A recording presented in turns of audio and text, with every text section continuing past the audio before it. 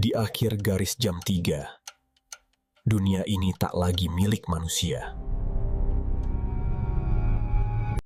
Malam itu Jumat Kliwon, angin berdesir dingin menusuk tulang di desa Mekarsari. Biasanya malam-malam begini pos ronda selalu ramai. Setidaknya ada 3 atau 4 orang yang bergantian bercerita atau sekadar menikmati kopi hangat sambil menunggu pagi. Tapi tidak untuk malam ini, hanya ada aku, Dani, dan Jaka.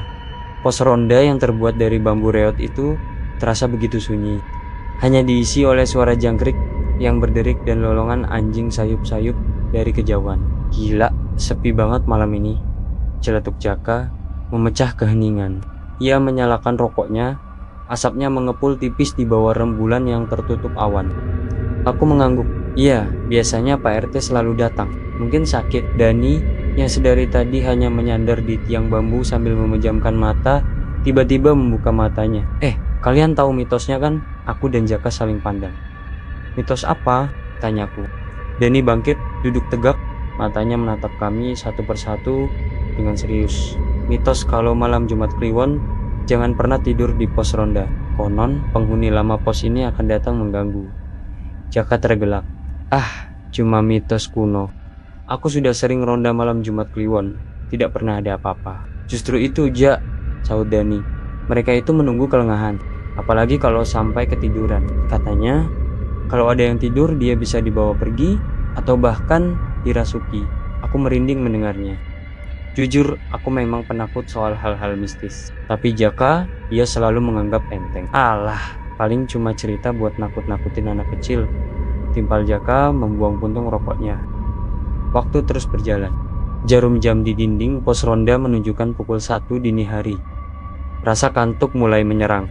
Jaka dengan santainya menyandarkan punggungnya ke dinding, lalu perlahan terlelap. Dengkurannya mulai terdengar pelan. Jaka, jangan tidur, bisik Dani, mencoba membangunkan Jaka. Namun Jaka terlalu lelap. Aku merasakan firasat buruk. Rasanya suasana semakin dingin, bukan karena angin, tapi karena aura yang berbeda. Bulu kudukku berdiri. Tiba-tiba terdengar suara gerutan dari arah kebun singkong di belakang pos. Kresek, kresek. Suaranya seperti langkah kaki yang menyeret sesuatu. Dengar tidak? Bisik Dani, matanya membesar. Aku mengangguk, jantungku berdegup kencang. Kami berdua menahan napas, mencoba mendengarkan lebih jelas. Suara itu semakin mendekat. Kresek, kresek. Kemudian terdengar suara tawa cekikikan. Sangat pelan, namun jelas terdengar di telingaku. Tawa seorang perempuan. Tawa itu terdengar serak, seperti ada yang tersangkut di tenggorokannya. Siapa itu? Bisikku. Tanganku gemetar. Dani menggeleng, wajahnya pucat pasi. Ia memegang erat tongkat ronda. Suara tawa itu semakin keras, kini seperti ada di depan pos ronda. Kami berdua menatap ke arah pintu, berharap tidak ada yang muncul. Tiba-tiba, Jaka menggeliat. Ia terbangun, mengucek matanya. Ada apa? Tanyanya. Suaranya serak karena baru bangun tidur. Begitu Jaka membuka mata, tawa cekikikan itu berhenti mendadak. Sunyi senyap. Aku dan Dani saling pandang tadi. Ada suara, bisikku pada Jaka. Jaka mengernyitkan dahi. Suara apa? Aku tidak dengar apa. Kami berdua terdiam, mencoba meyakinkan Jaka, tapi ia hanya menggeleng, menganggap kami mengada-ada. Kalian pasti berhalusinasi karena kurang tidur, katanya santai, lalu kembali menyandar. Namun, Jaka tidak jadi tidur. Ia mengambil korek api dan mencoba menyalakan rokoknya. Tapi, berkali-kali ia mencoba, apinya tidak mau menyala. Aneh, gumam Jaka. Tiba-tiba, lampu teplok di dalam pos ronda mulai berkedip-kedip, lalu padam sama sekali. Kegelapan menyelimuti kami. Hanya cahaya rembulan yang samar-samar masuk melalui celah-celah dinding bambu. Wah, lampu mati, seru Jaka, sedikit panik. Bukan mati, Jak, kata Dani, suaranya bergetar. Ini kerjaan mereka. Seolah membenarkan ucapan Dani, terdengar suara ketukan dari dinding belakang pos. Tok-tok, ketukannya pelan, tapi teratur. Kami bertiga terdiam. Jaka, yang tadinya santai, kini mulai menunjukkan kegelisahan. Ketukan itu berhenti. Lalu terdengar suara langkah kaki yang berat, seperti seseorang sedang menginjak kerikil di luar pos Gresak, gresak. Langkah itu berputar mengelilingi pos ronda. Jantungku berpacu kencang. Aku menelan ludah. Jangan-jangan belum sempat aku menyelesaikan kalimatku, tiba-tiba terdengar suara benturan keras dari atap pos ronda. Gubrak, seperti ada sesuatu yang jatuh di atasnya. Lalu terdengar suara seretan yang berat, seolah-olah ada seseorang yang diseret di atas atap. Apa itu? Jaka tergagap, wajahnya sepucat kain putih. Dani langsung memegang kepalaku dan Jaka menyuruh kami menunduk. Jangan lihat ke atas, jangan lihat. Suara seretan itu berhenti di atas kepala kami. Lalu terdengar suara bisikan sangat dekat, sangat menyeramkan. Bisikan itu memanggil nama Jaka. Jaka, Jaka, ayo ikut aku. Suara itu terdengar seperti bisikan seorang wanita, namun sangat berat dan serak. Jaka gemetar, tubuhnya kaku. Jangan jawab, Jak, jangan, bisik Dani, tangannya masih menekan kepala kami. Suasana semakin mencekam. Bau busuk seperti bau bangkai mulai tercium. Bau itu sangat menyengat, membuatku mual. Tiba-tiba dari arah celah dinding bambu di depan kami muncul sepasang mata merah menyala. Mata itu menatap kami tajam, seolah sedang mengamati.